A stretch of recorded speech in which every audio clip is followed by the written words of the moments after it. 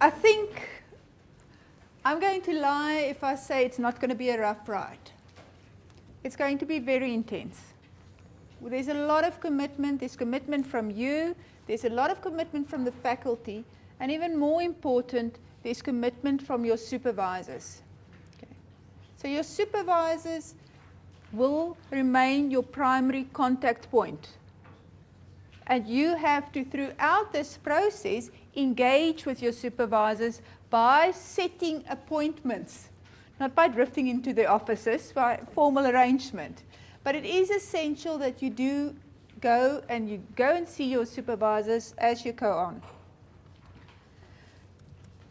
Okay. This presentations will be on my tutor. This wonderful camera. I've asked him to take about 10 kilos of my weight and approximately 10 years of my looks, etc. There's going to be a recording of each session that will also be available on my tutor. So if there's anything that you want to go look at again, it is available to you. Okay. So, what is a proposal? These are the topics that we're going to do. You'll see there's 2 assessments already in there. We talk about assessments, and you'll get to know about assessments. Okay. The first assessment is a reflection assessment. It's a single page at the back of the folder that you got. Please complete that as you leave, hand it out, hand it in. I think we will be dealing with research ethics at some point, and then we'll talk about the fact that you shouldn't coerce people that have to participate in filling out forms and giving information as part of your research. Doesn't apply here. This is actually assessment of the program, and it's very important for you to clarify exactly what your expectations is and how ready you feel at this moment to deal with it. Research is a very lonely journey. Who of you are permanent students? Okay. None of you. So you are going to do this work while at home. Do you know of many people that's in the same journey as you at the moment? Okay. Who are you going to talk to if you feel stressed about this? Who's going to tell you it's okay? We're all in exactly the same boat here. It's not abnormal to feel nervous. So a lot about what this is going to do is also about trying to get a community of practice among the students. As you sit around, try and sort yourself into groups that you can depend on and can start forming. It's not only important for the proposal development. It is incredibly important for completing your research at the end. That last few nights that you sit there and you want to cry about ever having to do this and you think it's so boring, it's just not true, that's when you need help. You need somebody at the other end of a cell phone that will tell you it's okay, we're all here, so that you can carry on. It's very, very important for you to understand that it is not a pleasant journey all the time, but it's very exciting. And getting there at the end is wonderful. When you finally get there, who of you are doctoral students? Okay. When you walk down there with your red gown and people start waving and you take photos, etc., this is a wonderful moment in your life, isn't it? But it's not an easy ride to get there. And we want to make it easier for you. We want to make it clearer, and we want to be able to give you guidance. For the master's guys, how many of you are going to do your doctorate after you've finished?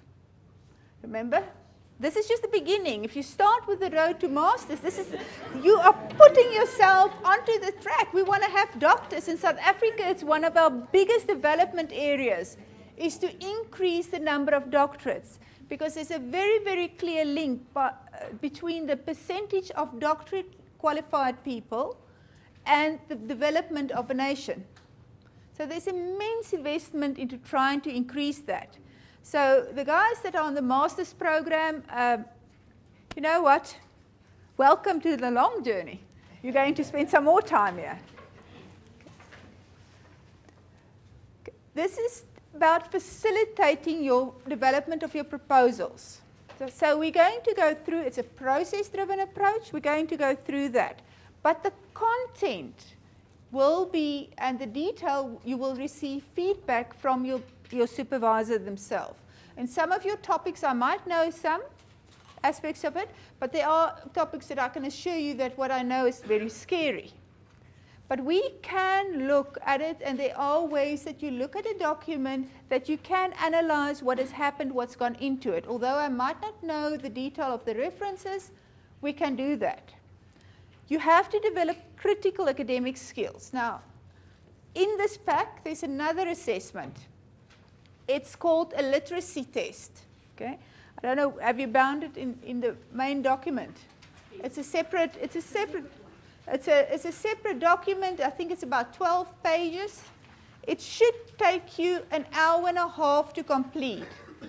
And we would like that back on Saturday. Okay. It is not going to count for any marks. You'll see that it's a diagnostic and it's a baseline assessment. One of the key things that hamper people in order to achieve their research is the ability to read. Okay? An academic paper is not, or article is not something that you start and you read like a storybook. There's different techniques to reading it. Academic writing is exactly the same. You are presenting your argument through language. So some of you might have this horrible feeling that the spelling may not be up to speed. I mean, if it wasn't for spell checker, I don't want to think what I would be putting together. Okay? The ability to put words together, to string concepts together, may not always be at the best level. This is something that you develop. Okay? And this is something that we will try to give you feedback on. But this assessment actually looks at your ability to construct sentences, to construct paragraphs, and it also looks quite a bit about your understanding about plagiarism. Okay. And we'll get to plagiarism later. Have most of you had your plagiarism lecture? Who had a plagiarism lecture? Okay. This is academic deceit. It will be presented to you. Trying to pass off anybody else's thoughts or words as your own is an offense. It may not be a criminal offense, but in the academic environment, it can certainly get you fired from an academic institution, and it has great embarrassment if it gets out, for those of you that haven't watched the newspapers over the last few years. And more than that, you will get kicked out as a student. This is a form of dishonesty. It is not accepted, and we're going to talk, a lot of your assignment is going to arrive at the desks of your supervisor to assess after it's gone through Turnitin, which is a mechanism that we use to detect some of the abilities to actually pass off things fraudulently as your own. Okay. So critical academic skills is very important. We want to get these support groups going. Start by forming yourself into groups. You'll find out who you can talk to easily, who's on the same topic. Even if you're not exactly on the same topic, it is very, very important to form those. This is not to replace the supervisor. You'll see that all of your feedback will come from your supervisor. Your supervisor will have access to My Tutor, will get your documents there, and will post the assessment back for you. Okay. And it involves a lot of commitment from you. In fact, if we look at the commitment, if you're a master's student, the notional hours that you're supposed to be spending on this course is 1,600 hours. Okay? Your proposal is 1/3 of that. So if you are a master's student, you are looking at 1/3 of 1,600 hours that you are supposed to be investing into your proposal. Now, as you know, there's going to be, even if you hand it in at the higher degrees, it's still going to, you have some time to fix it. So you have an immense commitment over the next few weeks. And I hope you understand that. At a doctorate level, I think it's 3.6 or 3.2. So it's 3,600 hours. Your proposal, once again, is a third of that. That's a kind of commitment. Your proposal is incredibly important. And putting a solid proposal in place, then you've got the roadmap. You basically start painting by numbers. Most of your intellectual thought, most of your search goes into that proposal. And one of the indicators that students are about to drop out is when a person starts moving their topic around, start moving their title around, and don't get around to actually writing the proposal. Now, the format that one usually deals with this is you tell a student, write me 2 pages. Okay. Who of you can write 2 pages immediately on your topic to convince your supervisor that you know about it? Are you comfortable about that? So we're never going to ask you, write me 2 pages. I'm going to give you very clear guidelines of what I want in those 2 pages. So we're going to describe it carefully. In the initial parts, you're not even going to be expected to write long prose. You're going to give the key elements so that you get feedback on that and that you can then work from there. The reflection, as I said, please complete the questionnaire. This is the purpose, okay? You have to submit it. We're going to provide guidance and support continuously. It's very systematic, so we're going to deal with certain bits of the proposal at a time, and you're going to be developing it slowly. Your assessment, where you get marks, and I think for those of you that haven't yet done so, in the little pack that says about the assessment strategy, it tells you exactly how much each of your assignments count towards your final mark. Okay?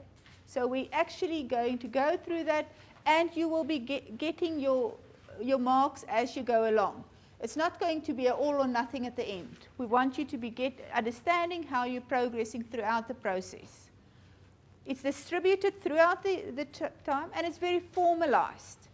One of the most difficult things to get is to get feedback on how you're doing. So at this point, I think for a lot of you, if you start handing something, are you convinced that this is at the right level? Do you know what you're supposed to be writing? And you need that feedback. You need people to tell you what it is. Don't get too bored. We're going to get to the excitement. Okay. Your contract. You've signed a contract, haven't you? What happens when your proposal gets approved? Sorry? You can start. Actually, that acceptance of the proposal is a contract between you and the university. You're going to get full supervision, and you will get the support necessary to complete your degree. Okay? But the university must have something to base the decision on. They can't just take on a risk and accept people into courses that they don't know if they're going to finish. So it's very important, and what your proposal is trying to do, it's trying to convince the reader that you know what you're going to do, that when you've done it, you're likely going to meet the requirements of your specific degree, that you're familiar with and competent in your field, that you have a solid and practical plan. Research is the art of the possible. Okay? We don't try and do magic in research. We try and do what is possible. And we want to be able to put your proposal together on things that are possible, and that you are not likely to violate the ethical issues. We're going to have a separate session on ethics, and it's very important. You will have to put together an ethics application form. And if you want to read ahead, you can go look at the section on My Tutor that deals with the ethics on what you're supposed to be putting together. But you will put that together. These are your resources. I'm going to show that. You've all got this document, don't you? Okay. It's going to be on My Tutor. It's a Faculty of Management Sciences guide, research guides for masteral and doctoral research projects. In it, there's a lot of detail on what do we actually mean with proposal, how you're going to follow the process, how you're going to do references. please, for those of you that think they know Harvard, Harvard is a whole grouping of reference systems. So the Harvard that's used by, say, UNISA, and the Harvard that is used at WITS, at UJ, and at TUT has similarities, but it's not exactly the same. So the one that you are going to be used is explained to quite in detail here. It has most of the things that you will need on what forms to complete and where to do things from on. So this will be on my tutor. Print it out, bind it, and keep it next to you. The recommended textbook that we're working with, although your supervisor might require you to use a different textbook. Okay. Textbooks in research methodology is a pain. Every single author uses different terms. Okay. So if you try and read one book and you try and read another book, you won't know what's going on. It's one of the ways to induce hysteria in academics is to give them 3 or 4 research methodology books to read one after another. It's not fun. I mean, any of you, how many of these have you? It's not a good thing to do. So we're recommending that you use this one. It's a very good general book for business students. It's research methods. It's by Saunders et al. I've given you the ISBN number. And it's probably going to be one of the bases that you will use for your research methodology and for your whole process. It does not provide you with certain guidelines for those of you that have research methodology. It doesn't tell you how you're going to find a research problem. It doesn't tell you how you're miraculously going to find literature. Because the challenge is no longer to find literature, the challenge is to filter that literature. I use Google Scholar as a main engine for searching for literature, and you put some keywords in, and then you get 10,000, 20,000 documents on exactly the topic that you've asked for. And then you have to go through those and choose the ones that's appropriate. So filtering is more important than anything else. Okay. But this is the textbook we recommend. The class notes, whatever you'll be handed out, is important. The detail of every single assignment will be on my tutor, the presentation slide, all of those things. And your supervisor is one of your main resources. As I said, please. The time submission is about 600 hours at a master's level and about 1,200 hours at doctoral level. Now, this hours we are trying to go and force into 3 months. So it's going to be a rough 3 months. You're probably not going to spend all of the time at this point, but you'll spend most of the time because you're going to have the rough outline of a solid final proposal. Now, the time you spend on a proposal is not wasted. A lot of what you work on a proposal is actually transferred into your final document. So your introductory, your proposal should have a big part of your introductory, chapter 1. It should have a very big part of your literature study going on, your chapter 2. And it should have the beginnings of your chapter 3, your research methodology. And there's 6 chapters. The final one is your reference list. So you'll be away towards. There's a difference, please make a note of this, between a bibliography and a reference list. Bibliography is what you read. A reference list is what you refer to in the text.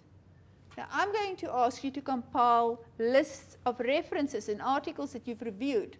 And we're going to expect you at a doctoral level to have at least 50 references in your proposal.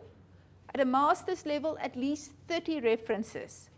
That means that you've probably read about 100 documents to get to that. So there's going to be a lot of reading, and that's why we're starting with the reading training before this break. There won't be class during the break, but you will be reading.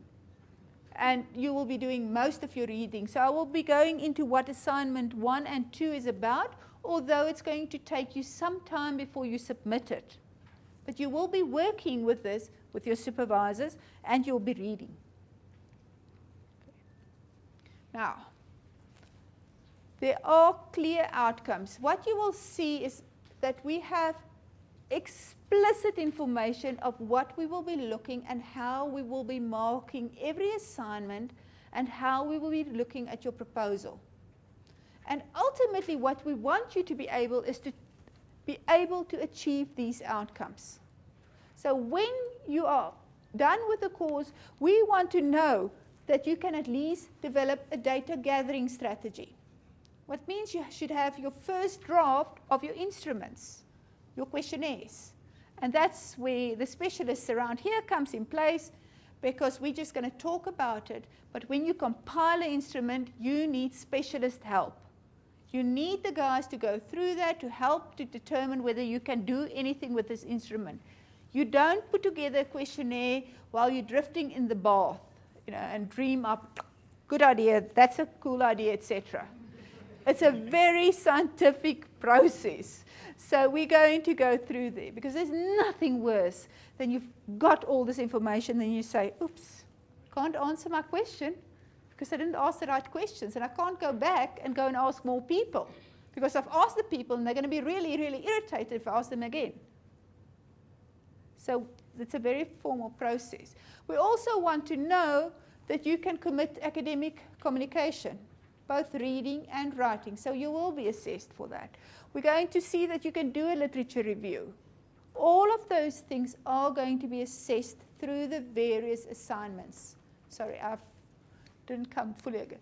So developing research questions and or hypothesis. Assignment 3 is absolutely about that. We're going to take you systematically through the process. If you start looking at your data gathering and data analysis, that's near the end of the process. Can you have a logical argument? Please remember that, especially at the doctoral level, you can massage a lot of things. Research is messy, and you do a lot of things to make it look logical, but you cannot do anything about the fundamental logic. You can get a more bit of data, you can do different statistics, you can massage a lot, but you cannot bring in an argument that you haven't planned from the beginning. So what you're planning here is you're planning the argument, and that's what your thesis or your dissertation is all about. It's you presenting an argument, a logically supported argument. You can't do that if you can't plan. Please go through those. We'll show you how it works, and everything that we were looking at, we'll be seeing whether you can do that. Research is messy, it's iterative, and it's cyclical. So if you're working at a doctoral document or a thesis, and you get somebody's thesis out, and you read it, and it looks so logical, and it looks so clear, and it's so elegantly phrased, you go, I must be the world's most idiot. Why did I get there? But research is about going through a cyclical process. You start off and you write it, and then you align things a little bit, and then you find out, oops, this hypothesis wasn't quite right, and you move it, and you go through a cyclical process. And then you start putting it into a formalized convention. So a lot of what research is written in is a convention of writing down research. It has very little to do with the process. So if you read a document, please don't let that intimidate you. That's what they wrote up after the whole process. That's the way to end it up after the whole process. You'll be writing all the time. So it's literally like a round circle that you're running around, and at the right time you cut off in the middle and you pull it out, and it looks beautiful and logical. Of course, you don't think so just as you hand it out, because you've been struggling with it so much. But 2 months later, it's a work of art, and a year later, it's amazing. Okay, so it's very, very messy. So don't feel threatened by it. And I think a lot of time, people don't actually share the details and the grimy bits of how you get there. It's not straightforward. You end up there. Okay, let's look at bits of research. This is the only bit that I'm going to talk about now. about the research proposal, and we're going to go through some of it again when we do look at theoretical perspectives. At the doctoral level, you are supposed to be able to argue around what I'm putting together. At a master's level, you should be able to choose and know what you've chosen. Okay. So if we look at research, there's some really lovely words that's going about. Now, let's be real. Wikipedia is not a reference, but it's a damn good place to start. You put this word in, you run it, and then you look at whatever they're referring to. And it just gives you that initial roadmap to go through. So when you want to, go look up what the word ontology means, what's its Greek, underlying, whatever. It's in there. So, but don't ever use it as a reference. So what's ontology? There's words that's often used at the philosophical level with ontology, epistemology, what's a methodology, what's methods, and what's sources. So fundamentally, the highest level is ontology. It talks about what is truth. How do you see truth? What is truth? And the second one, epistemology, deals with how do you know about this? Slightly different context. What is truth and how do you know about it? And we'll go through that now. Methodology is around how you're going to acquire the knowledge, and the method is what procedures. So there's a slight difference between the methodology and the method as well. At this point, it's not too much to bother you, but you should be aware of it. And the reason we do it now is that when somebody publishes an article, some of this is fundamental in what they have gone through to publish that literature. So if you pull out a piece, a document, an article out, and you read it, you have to know what the people thought when they put it together. Because if you're looking at a certain epistemology and they come from another angle, you can't just use what's in there. So you've got to know what lens they had on and when they're writing it. And it's very, very seldom stated. But there are always cues that you can use. So let's go through them. This is Hay. And you'll see repeatedly slight nuances in the terminology, just to illustrate how bad it can get. That's Hay's book. Okay. What's a bird? Close your eyes, see a bird. Okay. Is this a bird? Is that your bird? Is that a bird? Is that a bird? Is that a bird? Some people also claim that it can be a fairly rude hand signal, and other people say it refers to girls. Okay? So there's a lot of truth. What's the truth about a bird? And it is important to understand that people have a different perspective. What it comes down to into science. Okay, this is epistemology. I'll get back to it. What it comes down to science is that you start looking and you've got these various projections of what the world looks like. Okay, is it a ball, more or less a ball? Okay. One is the flat map. How they're mapping that map. What does it mean? All of those are truths. But what truth are you seeing? You understand? Epistemology is another concept. It is how do you know about something? You have on the one side objectivism, on the other side you have subjectivism. Okay? These are the ends. And in the middle there's a heck of a lot of options in there. We've just put critical realism as one of the, it could be realism, it could be critical realism. And if you're dealing with that, you better know what it's about. You don't have to know about all of those unless you're at a doctoral level where you have to be fairly comfortable about knowing why you're in a certain area. But it's about that. Positivists, okay, and one of the root words that some people that do qualitative research use is you damn positivist. Okay? That's incredible insult in certain areas. Positivisms say that information is value-free. It's only about what you can observe. Engineers tend, and scientists, most scientists tend to be at the side of that. If you can't measure it, if you can't prove it, it's not, you don't know, it's not true. On the other side, interpretivism say, it only exists if I know what it means in its context. People perceive reality, and reality is only what they perceive. It's got very little to do with something that's value-free and out there. These are both valid epistemology, logical stances, okay? But you have to know where you're playing. So, say for example, you are working fundamentally in a positivist framework, and you start reading a constructivist article, and you're taking the findings, because this side it would be findings, that side would be results. You're taking the findings from here and you're bringing it into an argument that is positivist. You're bringing apples into a vegetable fight. Okay? It's not, you can't bring that. So you have to understand, and people will. That side is mostly quantitative. If not every single one is quantitative.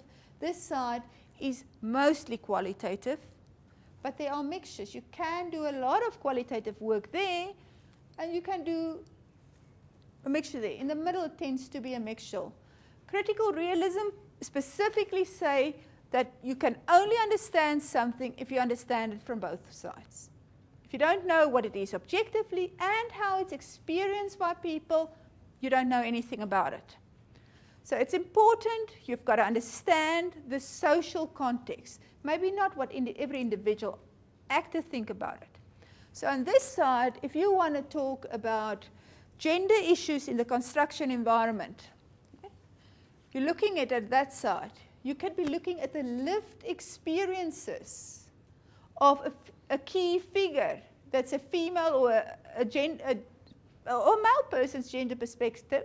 But if you're doing a feminist approach, you certainly then, basically, if you're not a female, you don't know about a feminist approach.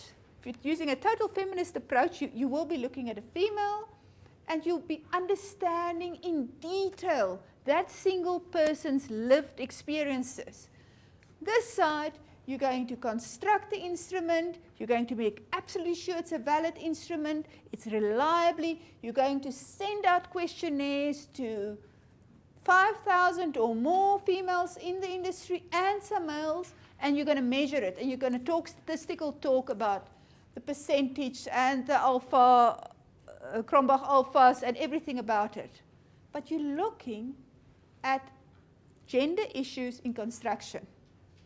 So a topic doesn't mean that you're this side or you're that side.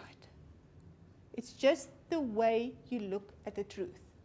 So there are some links between what methodology you've chosen into what the reality is, but it is also not absolute. Positivist summary, there's a real world out there. It's separate from the observer. If you deny it, you'll suffer. I can get up one morning, I feel brilliant, and I think this whole thing about gravity, I don't get it. And I can step off a wall and gravity will get me. Okay? It is there. And facts are value-free. So that's the one side. And the other side, so this is one of those. This is one that I was looking for. This earth ball. In 1569, this is a valid projection of the world. It follows consistent, and in some ways, it is, in many ways, actually in all ways if you follow that convention, it is an accurate representation of the world. But do you know that Greenland is approximately the size of Africa? So you know absolutely, but can you determine size of places there? There's some things that it doesn't say. It's absolute, it's value-free, and in those conventions it's accurate. This is another form. In 1973, the Peters projection. This gives another perspective. It talks about the longitudinal and all these. But do you know what is the difference, the distance What's the distance from there to there? At the bottom, it's 0. At the middle, it's a heck of a distance. That point is very close to that point. In fact, it should be the same point. Same end. At that point and that point is the same. But this is around the whole world. This is absolutely value-free. It's accurate. It's positivist. Constructivist, you're looking at mental constructions. So they're not out there for everybody to see. When do I feel insulted? Can you give me a guideline to tell me when I'm going to feel insulted? Can you determine, what is going to insult me? Is it easy to see? I can get really, really tense if you call me certain things, but do you know what it is? Do you know how I interpret it? And from a constructivist point, people construct meanings in social interaction. When do I decide you don't think that I'm important? Okay. You all have partners. When can your partner decide that you don't think that they're important? Do you know? In fact, most men are very, very clueless about that, and most women think that it's so damn obvious. You don't think about me, you haven't called me the whole day. Okay, so this is all true. So you start looking, and the researcher has to make meaning of that. So the researcher could be researching around what factors determines, what makes a woman feel undervalued. And you go through the process. Research is not value-free. But the reality is that you have a double hermeneutic system there, because the researcher is interpreting what the subject is interpreting about reality. So you've got a double layer of interpreting there. But ultimately, if you're looking at constructivist, you're really looking at it from, it's what I see, it's the way I feel about it. Critical realism, post-positivism, there's versions that are called realism. It's really saying there's no absolute knowledge. If you don't know it from both sides, you don't know anything about it. So you are looking at this abduction retroduction process. Typically, it's a deductive process in your positivist. This is it. I test it. It works. So I'm pretty much deductive. It's very inductive in your constructivist. This is the way it's being felt, so I construct something at the end of it. So you very seldom start with a hypothesis. In fact, you can't really start with a hypothesis, positive, or even a proposition if you're doing a constructivist approach. Have I now confused you? This is very difficult to explain, and it's a very difficult thing to actually get your mind around. So look at these things, think about it, look at the presentation again, look at the copy that's being made. If you're struggling, run through Wikipedia, but get it clear in your mind. Ontology, what is the truth? Epistemology, how do you know about it? Either because you measure it, or because you feel it, or because you can measure it and you can feel it, both of them. And somewhere on this spectrum is the way that people have created knowledge in every single dissertation, in every single thesis, and in every single article that you read. So if you don't know how they've made that knowledge, you don't know how to use that knowledge. If you look at it, this is a type of methodology. If you look at epistemology, they talk about it as a scientific method. I've got ways of thinking about that. You're going to use quantitative. You're going to test the hypothesis. You're going to have correlations. And the SPSS is going to be your best friend. Okay? You're going to talk to SPSS deeply and intensely. You can do statistical generalizations. You can say absolutely certain, maybe about something that's totally wrong, but you'd be absolutely certain about it. You have to talk about validity and reliability. and you're going to get universal, this is the truth. It's as true as gravity about it.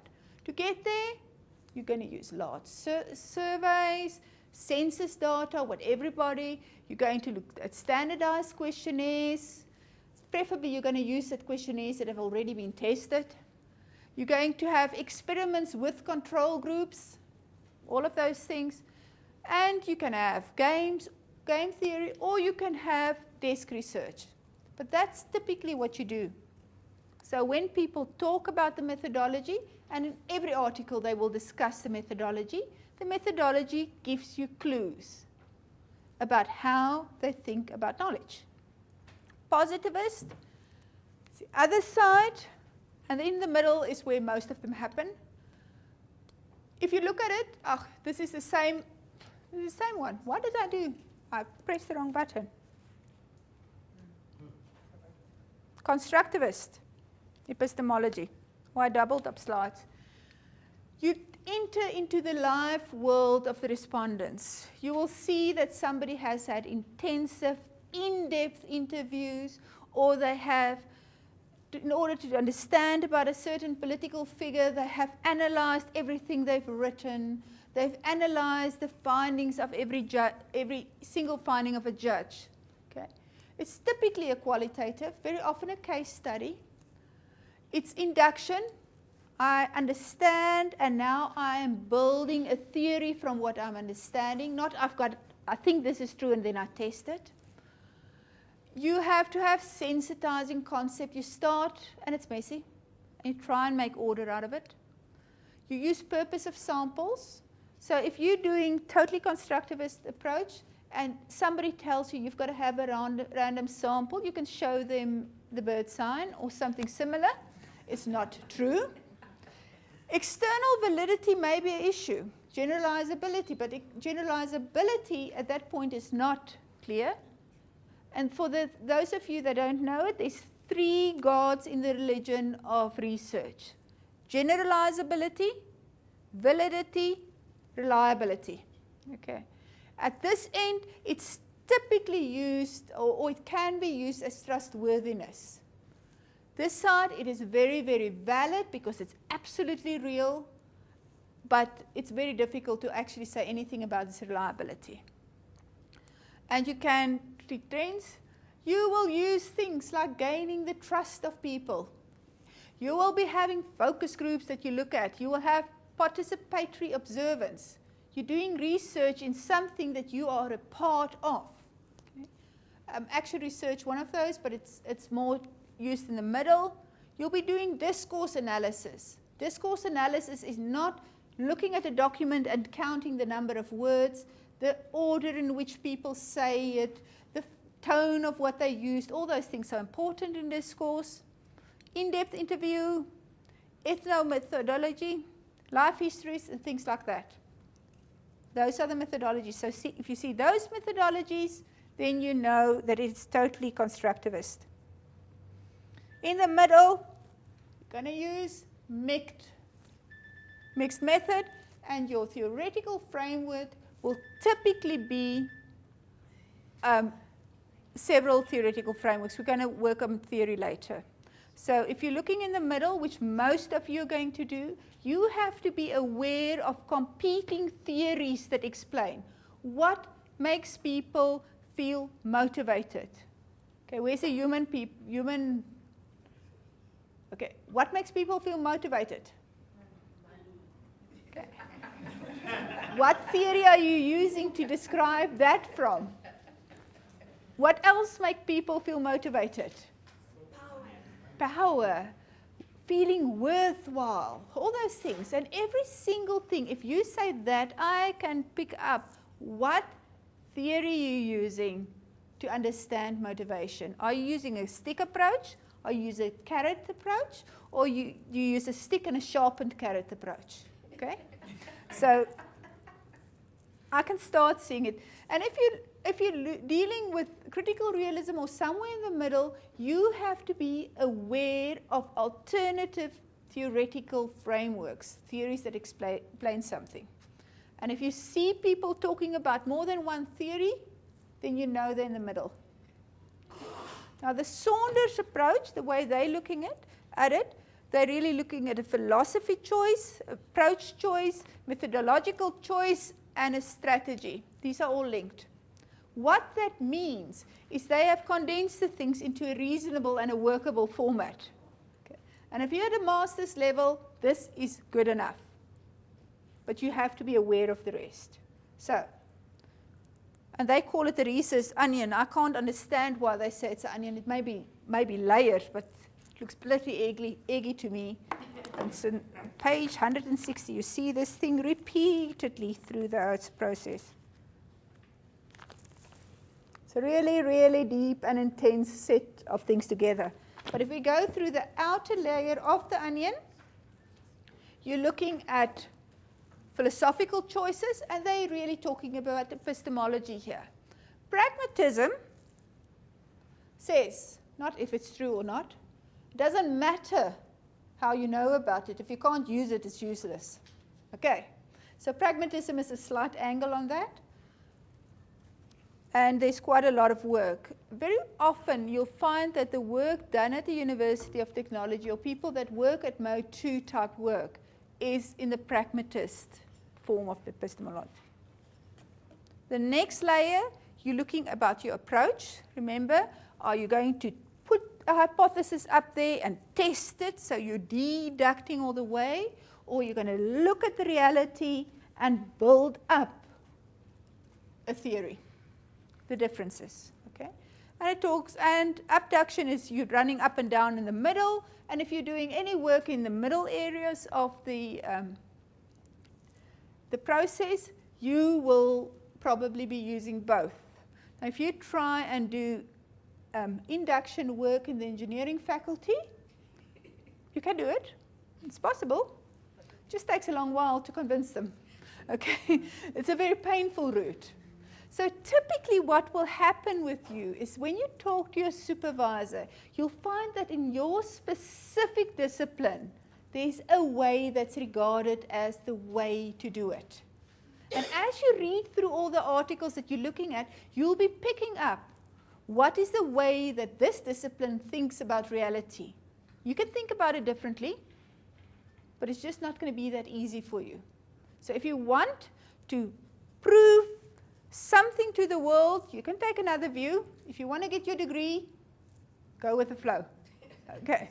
This is just a practical advice, and it is possible.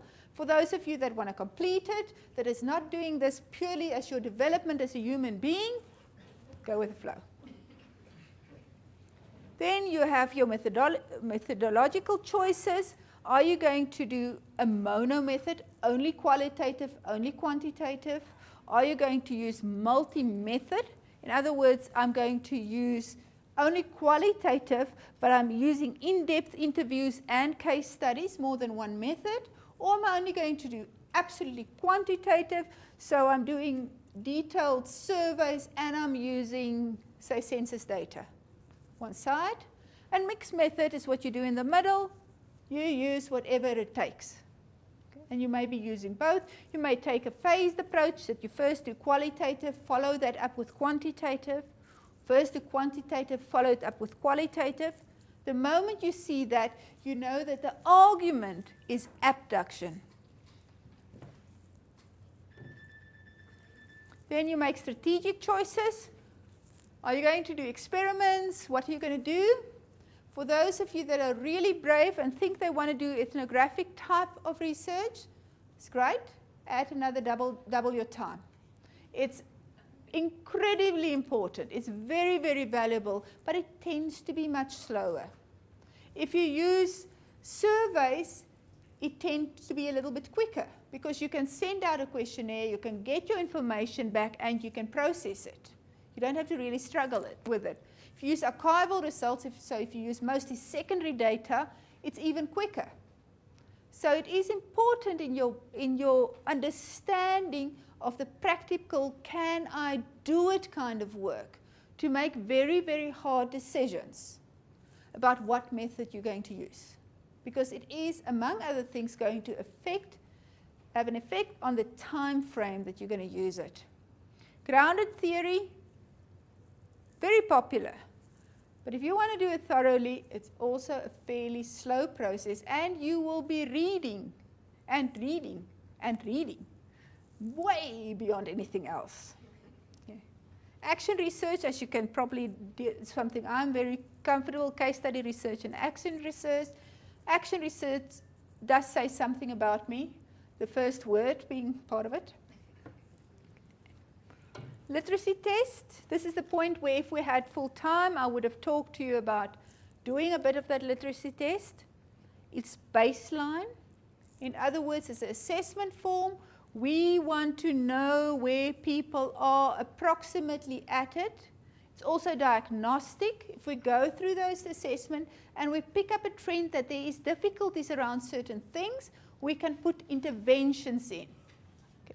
So you'll see that there's regularly, this first assessment that you're handing in is also baseline and diagnostic. We want to be able to use this to see where interventions are needed. What is it that is needed? So very often if you see an assessment form, and you'll see exactly what they are. If you see baseline, it's that. Okay. If you see the word formative, it's feedback. It's based on something for you that you can understand and improve. If you see the word summative, it means that there's marks attached to it. Okay. You'll see that every single assessment in this program is formative. We want you to be working towards improving your proposal, and even in your final assessments, which you will see you're going to have 2 tiers of presentation. You're first going to present internally to a smaller group, get a lot of feedback so you can formalize your document. Then you're going to present to faculty, and then you will present to the school again, okay, after the department again. So you're going to do your presentations one after another. It's very important that sometimes you can write about something because you have the time to put your words together.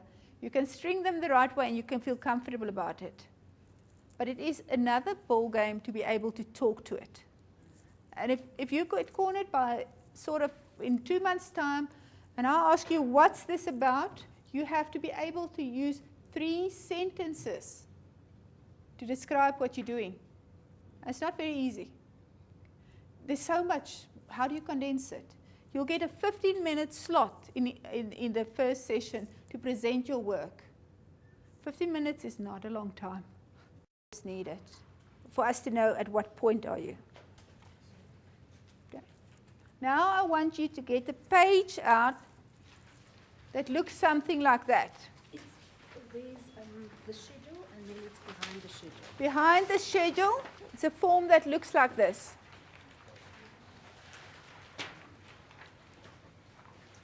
Okay.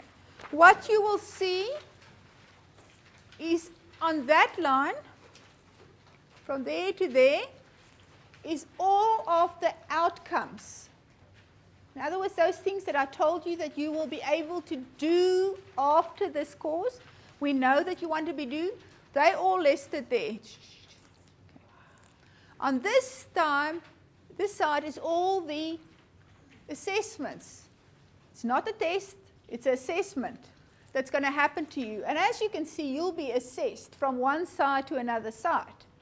Because we want to be able to see if you can do it. We want you to improve all the time. So we're not going to give you an exam at the end and you either fail or pass. We want to make sure that you know where you are and that you can get help as you're going through. The reflection is your first assessment. You've hopefully done that. Your second one is the first one is the academic literacy, which you'll be doing by Saturday. Then we have a formal assignment 1, which is about formulating a problem. It's formative and summative. It's a written report, and it tests this outcome, it tests this outcome, and it tests that outcome, etc. And it counts for 5% of your final mark. Assignment 2 is your literature survey. It counts for 5%. Now, the fact that it only counts for 5% doesn't mean that it only counts for 5%. It's the foundation of everything else that you're going to do. So it only contributes to 5%. But if you don't do your problem formulation correctly, you're wasting the whole process. And the most wasteful, the worst thing that can happen to you is when you've done your proposal, started gathering information, data, and then you work out, I don't know really what the problem is. I've misjudged the problem. Then you start again. So you want to be able to get your problem formulation as soon as possible. So you're going to get repeated opportunities to restate it, Literature survey, I'm going to talk about that now. You're going to do a structuring exercise. That's fairly intense. There's a lot of work that goes into it. Going to do your literature review. It's 10%. Your literature review is at least a 10-page document. And this is the first time that you're going to be expected to write long parts, long bits. But it's also been broken up into short sections for you. Going to do a concept research design. Okay. Then you're going to do a program assessment. Pretty similar as what we've done today. It's slightly different. We want to know what has happened. Have you achieved your outcomes? Are you more comfortable? What is the issue here? Part of you? Painful, you're going to keep a research journal. We're going to talk about this journal now. So when you walk out here, your assignment starts. You have to keep a journal. And what we're trying to do there is we're trying to get good habits in you. You're going to keep record of every bit of feedback you've gotten, and you're going to say what you've done with it. And your supervisor is going to sign it. You're going to keep minutes of every meeting with your supervisor, and your supervisor is going to sign it. So nobody can say later, but I didn't say that, or you didn't ask me, but it's your obligation. Because that whole painful little bit is counting for 10%. Okay? You're going to actually do the written proposal. That's 35%. You're going to do an ethical application. That is 10%. You're not going to finalize your ethical application, but you're going to have the basics of it. And then you're going to have the presentation. This is the first presentation, not the one at the faculty level. That is also counting for 10%. Is this clear? Everybody's sitting there quiet, stunned, shocked. Okay? You'll note this is the first bit, and I'm very kind and I'm very gentle. At the end, I need participation, and you're going to select the people that participate. You're going to select it either by putting your hand up or catching my attention in some way. One of my particular bugbears is wearing hats, men wearing hats in places. So wearing a hat, unless you're protecting, unless there's a religious reason, you know, you catch my attention. You fall asleep, you catch my attention. So there's various ways that I select people, or that people select themselves for participation. So today we're not going to be really that tense, but as we go on, we're going to get really intense, and you need to participate. So just sitting there and saying, I don't get her, it's not good enough. Stop me. Tell me you think I'm wrong. Make me re-explain it, because that's the only way that we can be sure that you get the benefit of this. I mean, otherwise we could have made I could sit there and we could have done it in a studio, and I could have done my makeup and my hair could have been perfect, and you could have got the CD. It's not what we're trying to do. So you can stop me. You have the right. That's my part of the obligation. I'm here. You have the right to stop me at any time and ask me about anything that you don't have clarity about. Okay? I do not give any refereeing between you and the supervisor. I'm not the referee. Okay? Primary relationship is with your supervisor. I can give input, but I don't referee. Okay. Assignment 1, and if you look at the schedule, you'll see that you will be putting assignment 1 on the blackboard, on my tutor, on this point. You hand it in on the 18th of April. Okay. So this document only has to be handed in on the 18th of April. That doesn't mean you can only do it on the 18th of April, because the system is going to close. It's going to be set that you can hand in at the 18th of April, and if you haven't handed it in, it is going to close the doors. You can't hand it in afterwards. You can hand in several attempts. So you can hand in version 1, version 2 as you go around, but on the 18th you're going to hand out this one. So what you're going to do, and I'm not going to talk about it, but there's very, very specific prescribed formats. You have little blocks where you fill in those things. Find your topic area. Now, if I could give you assignment 1 now, but you haven't read yet. So you can't tell me where's the literature. You can't tell me if this is really a problem area. It's very painful if you're doing a doctoral work and you're working towards solving this problem and you're getting together and you're proving your hypothesis, or you're dealing with a supposition, whatever you're doing, and then you find out somebody else did it. Okay? Because then you're no longer contributing new knowledge. So at that point, you'll have to have read quite a bit. So we hope that you have done most of assignment 2 by the time you've done assignment 1. All of these assignments are running in parallel. It's not happening one after another. You're not finishing one and then the next week you start into another one. You're running all of those concurrently. Okay. So when you get the problem, and there's a full session about research problem and substantiation on the 11th of April. So we are going to, in each of those assignments, we're going to do the background and the theory and everything around it. On a day, we're going to discuss the assignment, so you are not going to guess what's happened. You'll know exactly what is expected of you. So you have to present the context in which a problem exists. We'll talk about context. You will be able to say that this is a problem, this is a real problem. Now, the only time in your life that you're allowed to say this is a problem and it is a problem is if you're an emeritus professor with a publication list of at least 2 volumes, okay, and you're dead. Okay. At that point, you are allowed to say this is true and you'll be believed. All the rest of it, and even, I mean, you may be a professor and you will be working on it, you still have to substantiate and say this is true because they said so and they said so. So the whole of a lot is about finding a problem that you can substantiate. So while you're looking around for a research problem, remember that there is empirical evidence. So a lot of students withdraw from their master's studies before they have completed their proposal. Is this true?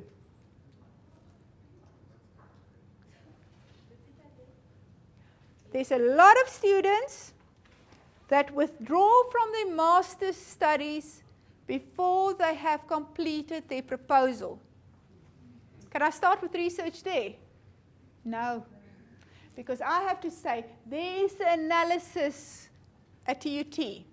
There's analysis in South Africa. And in fact, there's the overall in the world analysis. This is how many fall out. And that's not good enough. Remember, you're in an academic environment. There is this guy, in 2011, this article was published and refereed. In 2012, at least 5 articles are published. In fact, this problem has existed from the very earliest time, and you've got academic references. So while you will be starting to hunt for your problem during this time, while you hunt for your problem and you discuss it with your supervisor, it doesn't exist as a problem unless you can say that. And for those of you that are doctoral level, it doesn't exist as a meaningful problem for you unless you can find a lot of things that say, and we have no knowledge about that. This article says it's a problem, that article says it's a problem, we need to know more about it. So the knowledge that I'm creating is a new and substantial contribution, therefore I can get to wear the red jacket. And that's a real difference. At the master's level, you're not expected to make a real new knowledge contribution. You have to do the research, you have to contribute, but you don't have to add a substantial amount of new knowledge to the world, but at the doctoral level you have to. So at a doctoral level, you will also, in that substantiation, have at least 2 or 3 articles that say that this is a problem and there is no knowledge. Now, when I say it's a problem and you're studying pink ping pong balls in China, it is very, very unlikely that you're going to find an article that somebody say there's a problem with pink ping pong balls in China. But you're going to find articles that say there's a problem around ping pong balls, there's a general problem about things manufactured in China, and the color pink is specifically problematic. Okay? So when you start looking for those things that show you that there's no knowledge, it doesn't have to be pink ping pong balls in China. So very often people tell me there's no references, and then I rip out my computer, I log on, and I run Google searches. And there's information about everything. It's just understanding where you're going to look for that. You will not find something that talks maybe directly about the challenges faced by female contractors in the building industry in the Gauteng region. But you're certainly going to find articles about challenges experienced by female contractors internationally, in South Africa. You're going to find articles that talk about the problems that's experienced by all contractors in South Africa, maybe even about all contractors in Gauteng, and you're going to layer that information. So when you start hunting for articles, you have to be able to substantiate that. If you're trying to do a doctorate, you will find a problem that doesn't exist, about knowledge that doesn't exist. And you'll be damn sure about it, because if you're not sure about it, you're going to be working and working and working, and suddenly at the end found out, oops, this wasn't worth it. I wasted my time. It's also a race against time. In some areas, there's such a lot of research happening that everybody's trying to get there first. Somebody else do it. Listen, this is a global village. Everything is published. So you're working on this thing, and approximately 2 months before you hand it in, there's a wonderful article that comes out, gets published on exactly that. You've lost the race. So to some extent, quite seriously at a doctoral level, it is a race.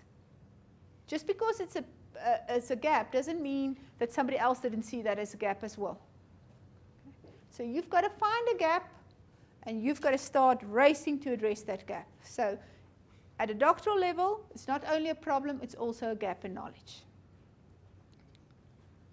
Assignment 1 in there, you will see this exactly is what we will be looking at.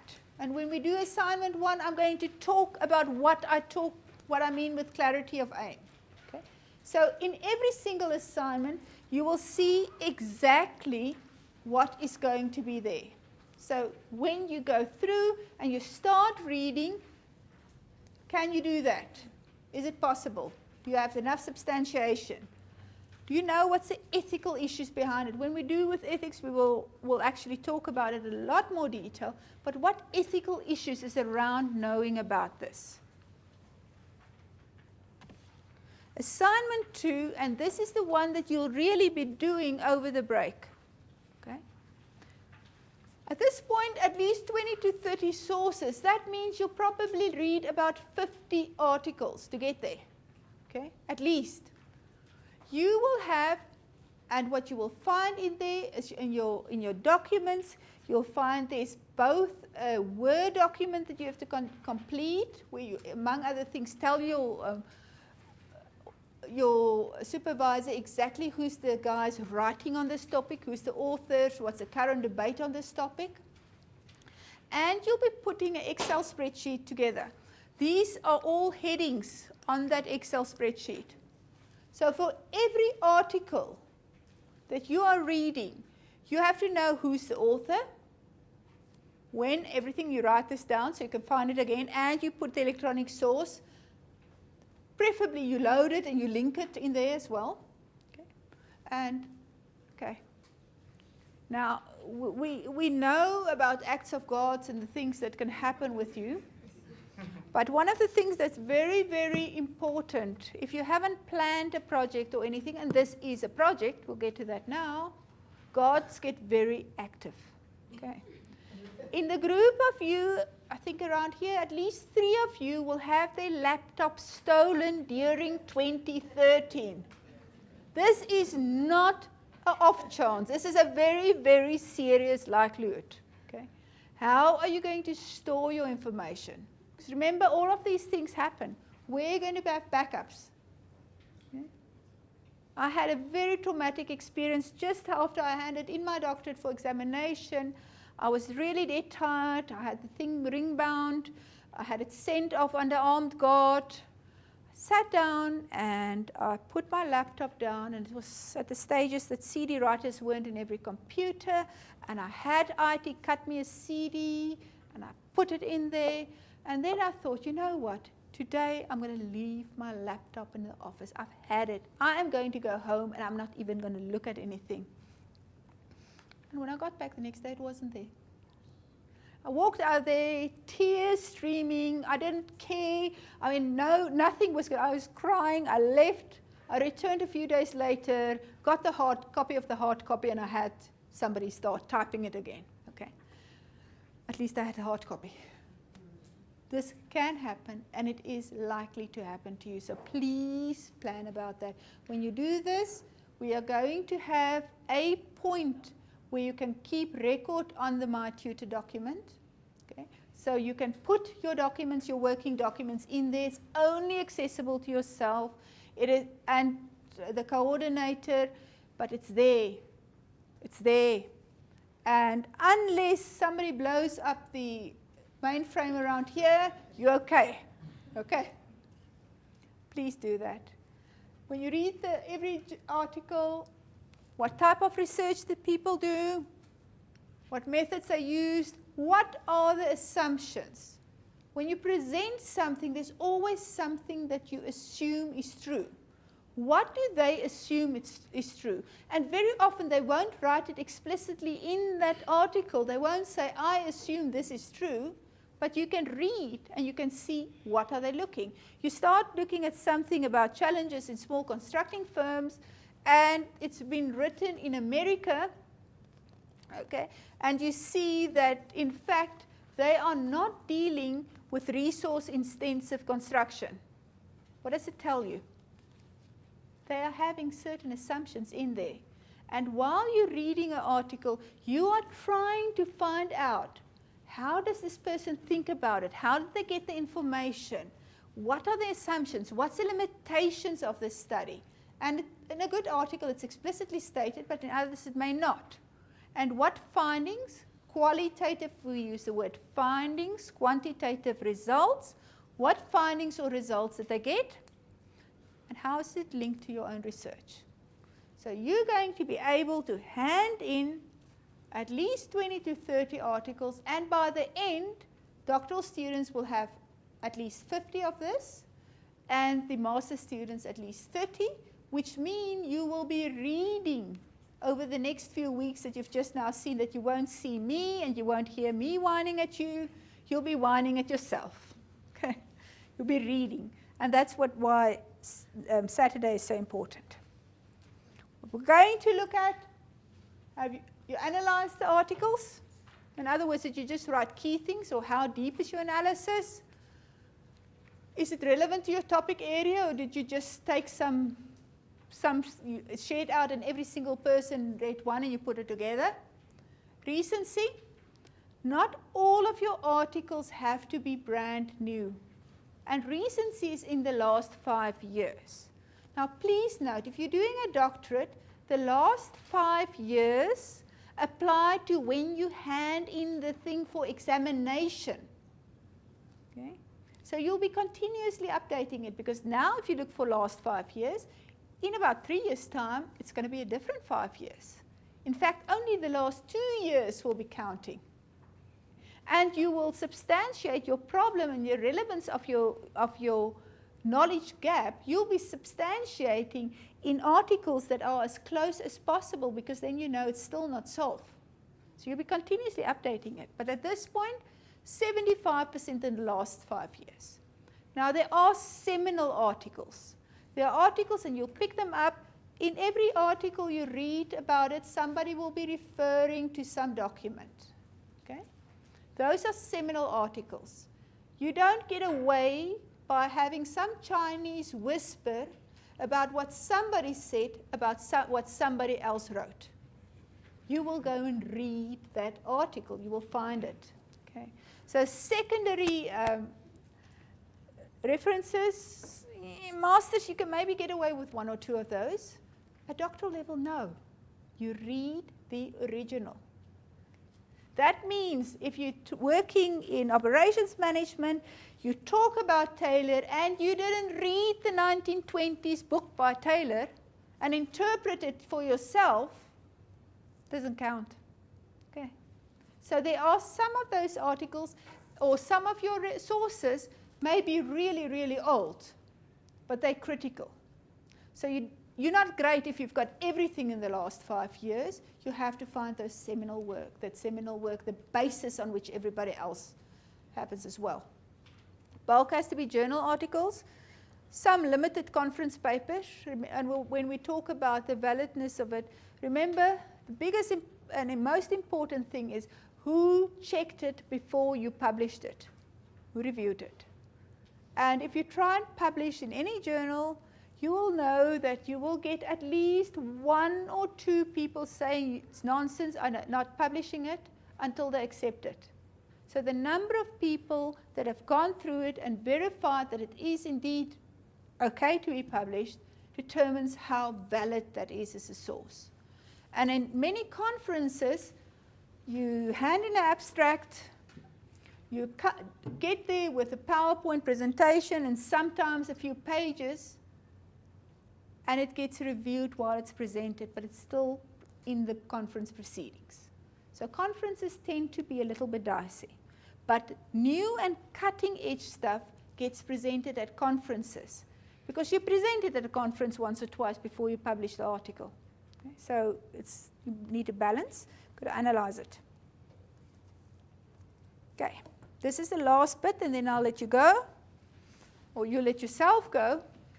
I want you to understand exactly what we mean by a research journal.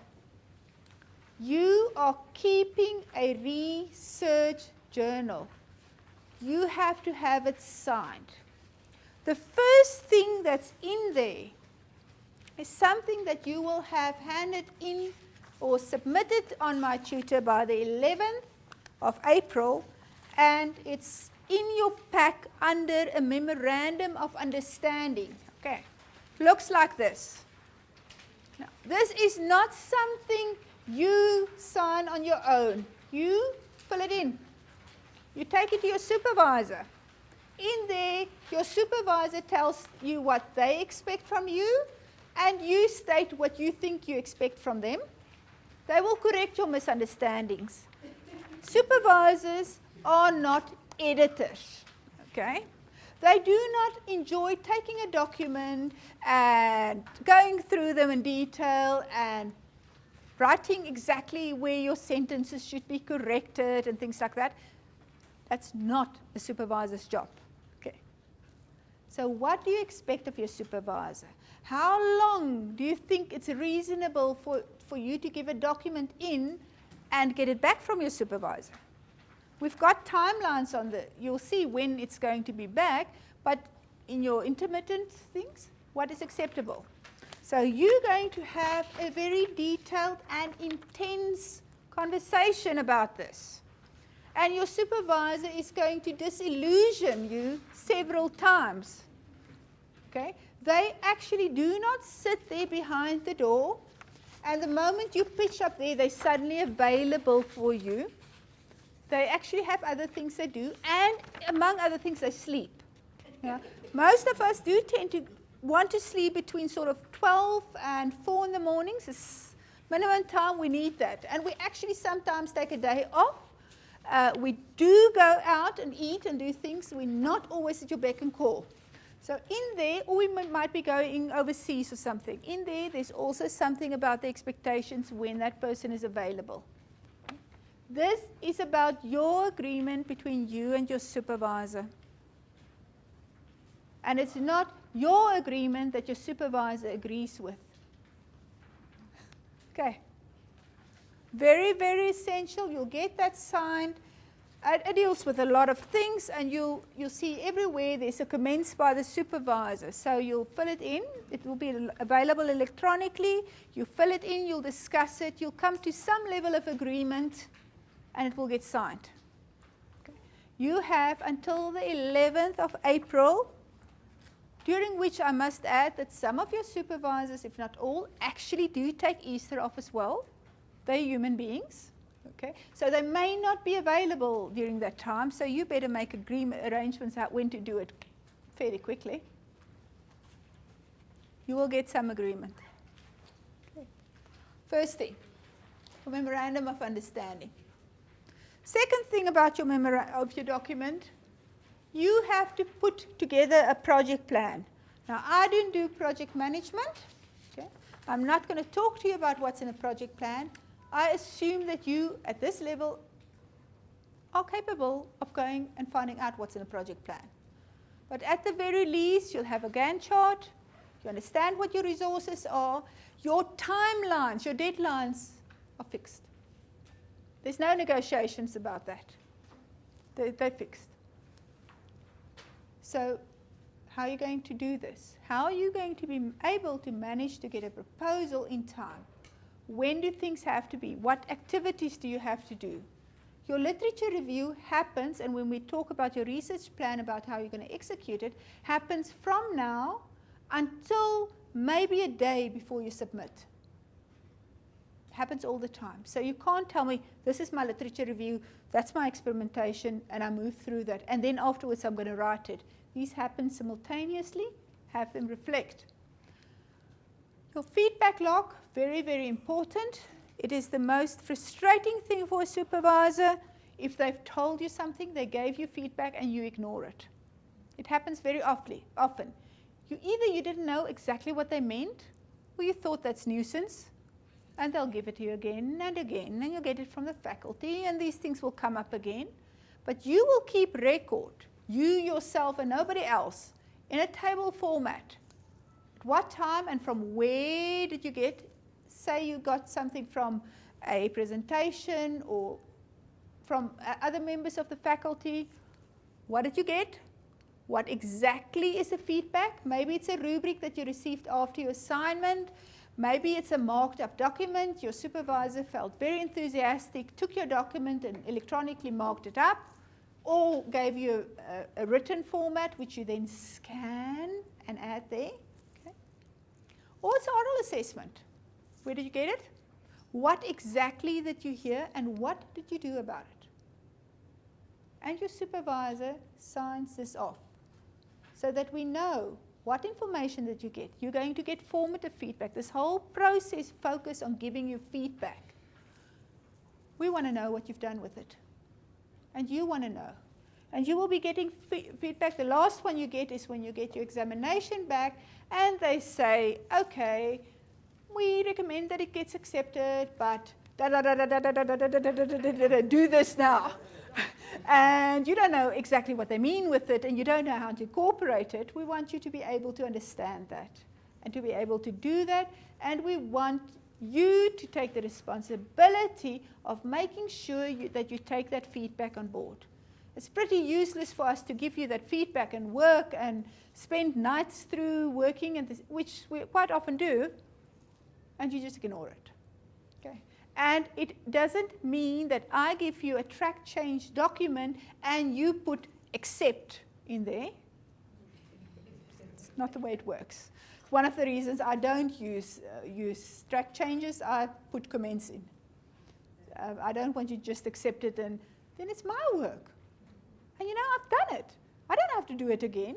My kids think that I have to redo school, And we have regular discussions about the fact that I have done my primary school. I don't have to do my primary school again, but we go through that. But I do not have to get another master's unless I feel like it, on my own time, on something that I like. I do not have to do another doctorate. You do it. All of this is about your work.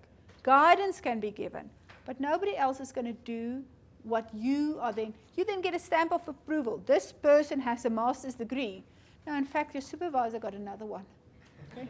We don't want that situation. They'll give you feedback, you deal with the feedback, and you keep record. Okay. Minutes, what exactly was said? Most supervisors will keep minutes.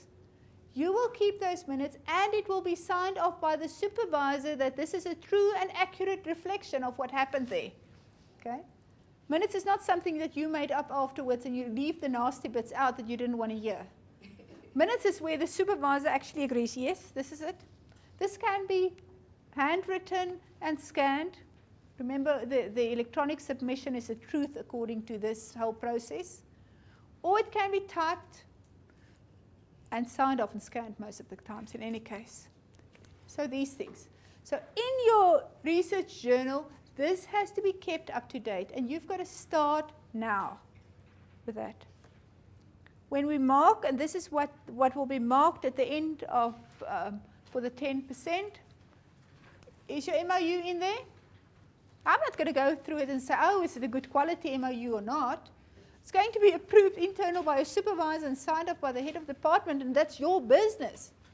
I don't care what agreements you made, but I care that you've had it signed and it's in your documentation, and you know what those things are. Okay? There's going to be a document. You are not going to submit your proposal as part of the outcome of this course unless your supervisor has given a formal consent that you may submit. So you are not going to pass this course if you haven't involved your supervisor. Your supervisor will sign off and say, I approve that these guys may submit. So if that is not there, signed off, problem. Have you got your feedback log? For your project plan, have you got the one for the proposal development? Does it understand all the things that are also the individual portfolios isn't for you at this point? Does it talk to it? Is it updated? A project plan is a lovely thing. It is a beautiful fantasy. A lot of them, I love science fantasy. I really adore it. I even read vampire novels. And I like plans as well sometimes, the strategies. Okay. Same thing. Means nothing if you haven't kept it up to date. Okay. If you actually see, oops, I'm not on track, what am I going to do? There's going to be detailed reflection as well. I've got the group reflection there, but you will, as an individual, do your reflection, and you will have your minutes and other monitoring reports. This document will be presented in electronic format. Okay, you'll put it together, you'll scan it, whatever at the end, and a hard copy. Please remember that you keep the original documentation with you. You don't hand in something in hard copy if that's the only copy. Okay. These things you need underneath. So all of this will be kept up to date, and you'll hand it in at the end. Okay, now this is where you talk. And for those of you that haven't yet filled in that initial reflection, do so very, very quickly, because you won't be allowed out of the door unless you've handed it in. I don't want to know who's everything. What else? Does anybody struggle with understanding what's expected of you?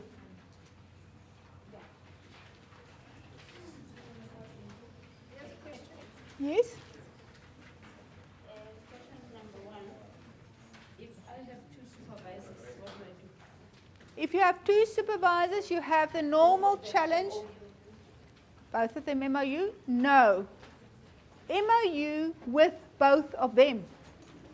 They're not 2 different poles. They are a single being with 2 brains. Okay. MOU with both of them. They have to be aware what the MOU with the other one is, and they have to agree on it. Especially then, you've got to have the roles clarified. So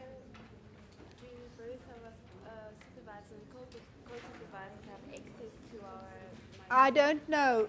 I'll find out, probably both of them. All right, so the MOU has to be Yeah. done by the co-supervisor and the Yeah. supervisor. One document with both of them. They all have to agree on this. You're not going to have mommy and daddy fighting with each other. Okay, this is the most horrible situation that you can hand up, with one person saying that and another person saying that. You want it straightforward. You will get your feedback.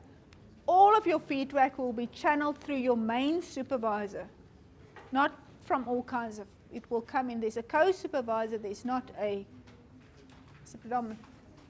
Will the supervisors also have some type of a workshop or a session where these Yeah. are communicated? Yeah. Okay. And there was this session yesterday, but we really only touched on it. But there is, I don't know, when are the supervisors? You will see on the program that you've been given when the supervisor sessions are as well. So there are supervisor sessions. Oh, sorry, no, I haven't got the right folder. But you will see that there are supervisor sessions to discuss the assignments. There's a supervisor session on the ethics, and there's a supervisor session on. No. But there's detail, there is detail.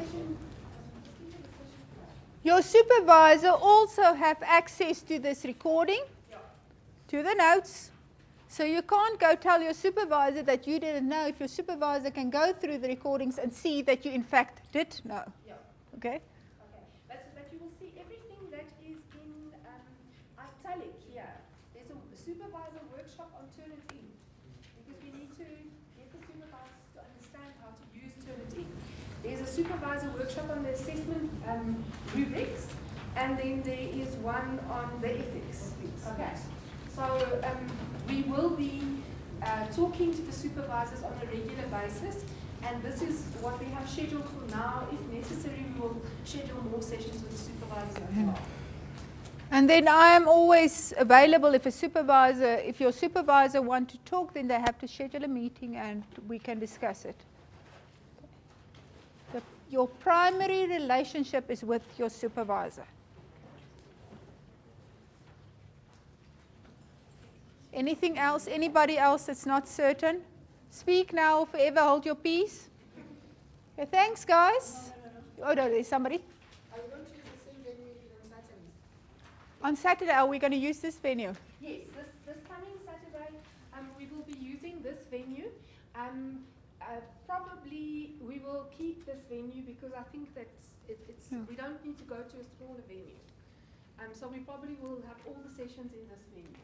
But if there's any changes, we will communicate with you. Okay.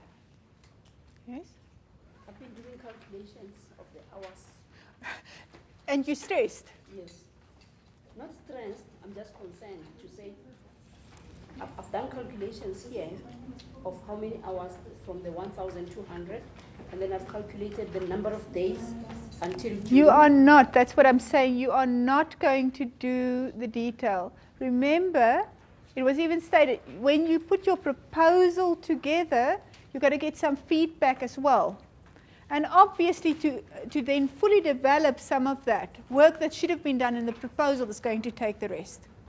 So if you have a perfect proposal, it's done, it's the end of it, now you paint by numbers, should take you that much time. The more you invest now, the closer you're going to be with the most feedback.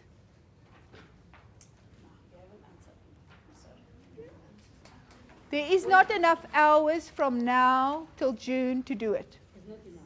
No, there isn't. So you're not expected to spend that much hours until June. Okay. You should just be aware that the workload tends to be seen as that much. So this is not something light. And in fact, the masters and the doctoral students will be using the same amount of time. Okay. So it's not the full thing. You're going to be developing your instruments in detail still afterwards. It's part of your proposal development. You'll be developing your protocol in detail. That's part of it. You'll be doing your ethical proposal, your ethical submission in detail. That's also part of it. That's going to happen after June. Textbook? Sorry? I think it's most of them. I know that this textbook is prescribed for the guys at the business school. That book is prescribed overall. And I think it's fairly readily available, yeah. Anything else? When can you expect to get the student numbers even though you're not registered? Okay, you will not get a student number until you've submitted an abstract and you have clearance to register. So that process doesn't fall away. But you will get access to my tutor. I will be sending through the stuff tomorrow, so probably in the following week you will get access to the course material, even if you don't have a student number.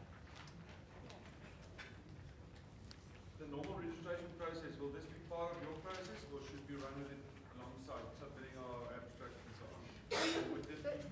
The abstracts, remember I sent you that Yeah, we yeah. haven't discussed it. We haven't. She and I haven't discussed it, so can we just discuss it and we'll get back to you on Saturday.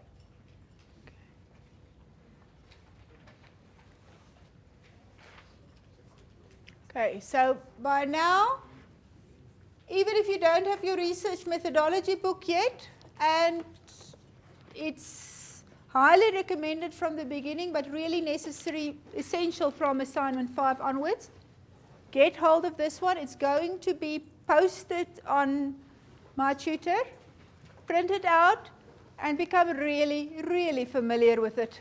Okay. Thanks. The end of it. See you on Saturday.